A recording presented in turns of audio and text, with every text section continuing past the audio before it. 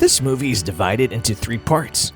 We begin in Japanese-ruled Korea, where a swindler going by the name of Count Fujiwara hopes to become close to Lady Hideko, a Japanese heiress, marry her and commit her to an asylum so he can take her inheritance.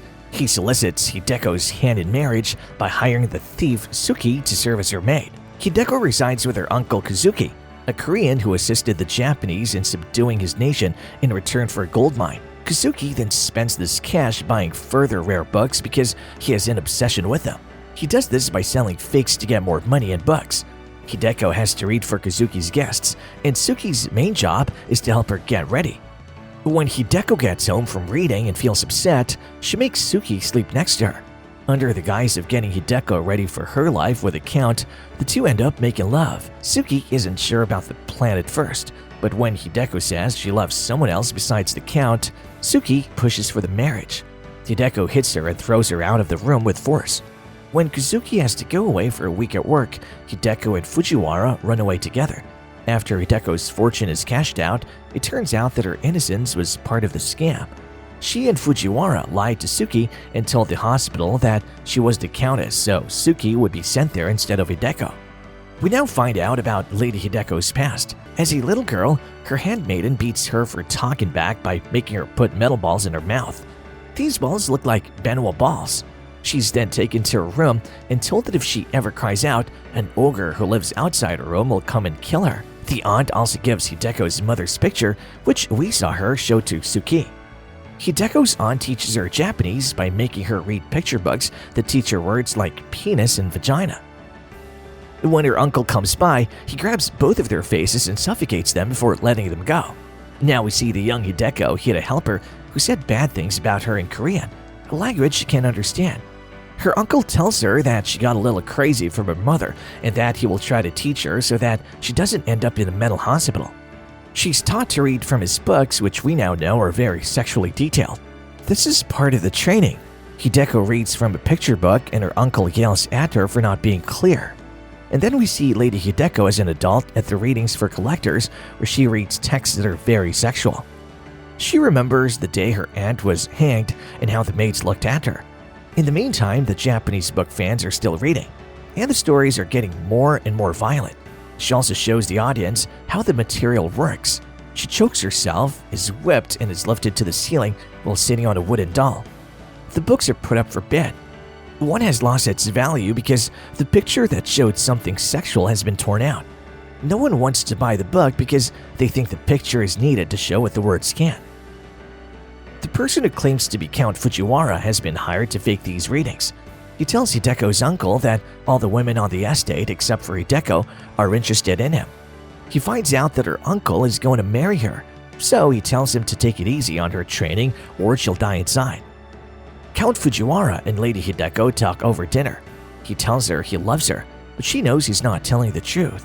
He says that his father was a Korean farmhand and that he spent 3 years learning how to paint fakes so that he could meet her and get her father's money. But when he met her, he saw how smart she was and devised a plan. He'll save her from her uncle and they'll split the money. She says she has no interest in getting married. He knows she wants to kill herself, but he says that all of her money would go to an uncle who's a pervert. She says that if they ran away, he would find them and take her to the basement where he tortured people.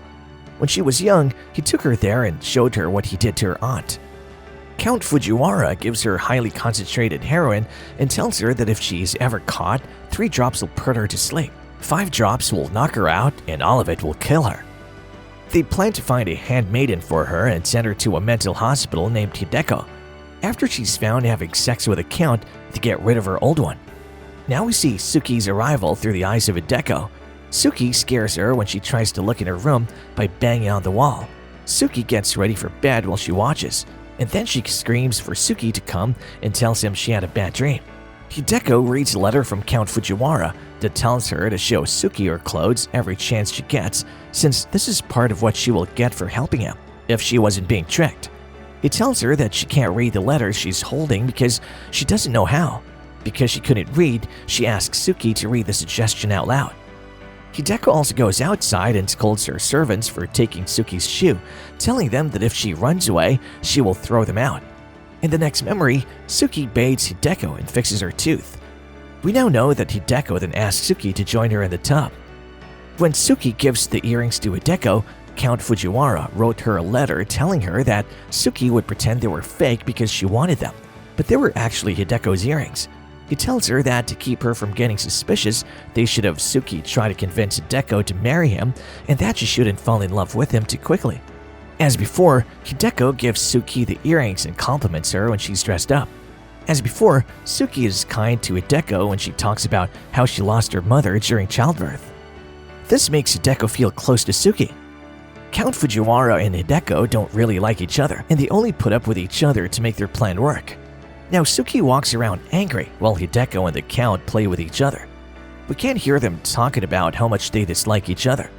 Suki gets angry and Hideko sees it. As before, when Suki is out doing chores, she returns quickly to find Hideko dressed and riding Count Fujiwara on the grounds. Now we can see that they just posed like they were falling in love to make her think that. We see Hideko giving the Japanese guys readings from sexual literature. She reads about balls from Benoit, the Menshir. Next we see Hideko and Suki have sex again, this time under the guise of teaching Hideko how to please a guy. But now the lesbian sex scene is longer and more graphic. Both women take turns giving each other mouth pleasure or cunnilingus and grinding and fingering each other. Suki tells Hideko that she's very good at making love. A day or two later, Hideko falls in love with Suki while she's being taught by the Count, who takes advantage of the fact that she can't read or write. Hideko tries to tell Suki that she loves him, but when he demands that they get married, she kicks him out of the bedroom and then tries to hang herself. Suki saves her, and then they both say what they were planning.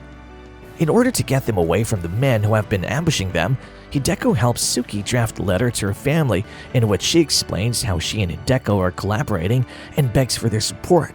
Suki starts destroying the library when Hideko shows her the books she was made to read.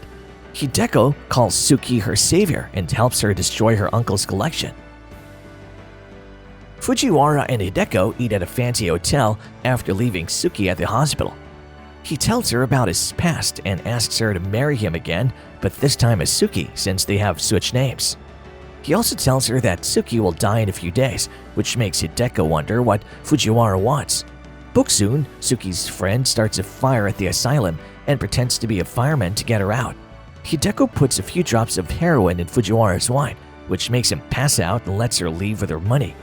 The women get back together and run away together, with Hideko pretending to be a guy so she won't be found. Kazuki gets Fujiwara after Hideko sends him a letter about how Fujiwara lied to her.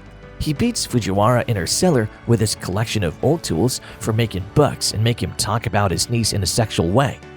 Fujiwara makes up a story about how they made love on their wedding night, but a flashback shows that he watched Hideko masturbate before she cut her own hand with a knife to get blood in her sheets and refused to complete the marriage. When Kazuki asks for more information, Fujiwara gets him to give Kazuki one of his cigarettes. After that, Kazuki is too disgusted to say anything else. Kazuki sees that the cigarettes are making blue smoke, and Fujiwara tells him that his cigarettes were made with mercury. They both pass away from the harmful gas in the smoke. Suki and Hideko make love again on the ferry to Shanghai, China, to enjoy the fact that they're now free. Well, that's it for today. If you enjoy the video, please like, share, and subscribe. We really appreciate your support.